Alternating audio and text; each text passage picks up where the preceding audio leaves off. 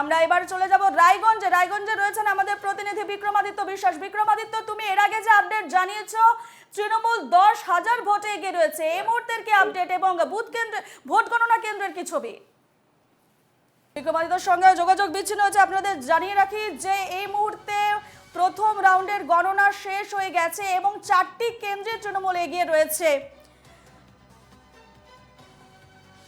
প্রাথমিকভাবে গণনার শুরুতে মানিকতলায় অনেকটাই এগিয়ে তৃণমূল। সুপ্তি পাণ্ডে পেয়েছেন 3,000-এর বেশি। এবার চলে যাব রায়গঞ্জে। রায়গঞ্জে রয়েছেন আমাদের প্রতিনিধি বিক্রমাদিত্য। বিক্রমাদিত্য, এর আগে তুমি যে আপডেট দিয়েছো সেখানে 10,000 ভোটে এগিয়ে রয়েছে তৃণমূল এবং এই মুহূর্তে তোমার থেকে জানতে চাইবো কত ব্যবধান তৃণমূল এবং বিজেপির এবং ভোট গণনা কেন্দ্রের কি ছবি?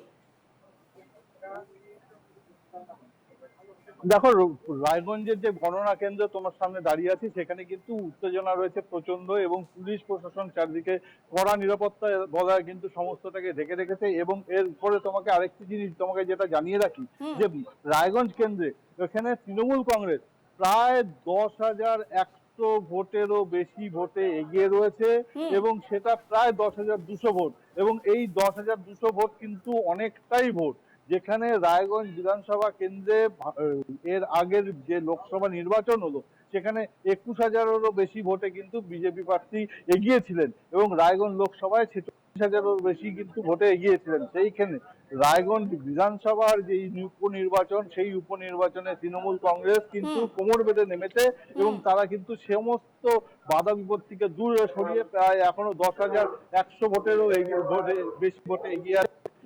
দ্বিতীয় রাউন্ড শেষ হয়েছে, কেবল তৃতীয় রাউন্ড চলছে এবং সেই পরে আবার যে আপডেট আসবে সেই আপডেট আমরা আবার জানিয়ে দেবো। অর্থাৎ এখনো পর্যন্ত যা চিত্র দেখা যাচ্ছে, প্রথম রাউন্ডে 3,400 ভোট এবং দ্বিতীয় রাউন্ডে এসে সেটা 10,100 ভোটে এসে পৌঁছেছে।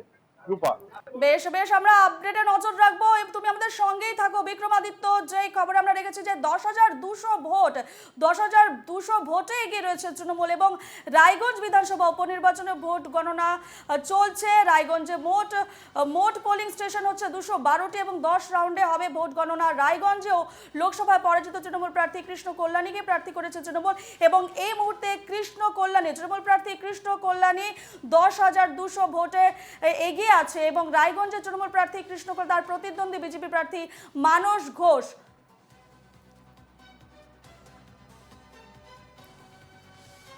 এই মুহূর্তে রায়গঞ্জে আপডেট আপনাদের জানাচ্ছি 10,200 ভোটে এগিয়ে রয়েছে তৃণমূল।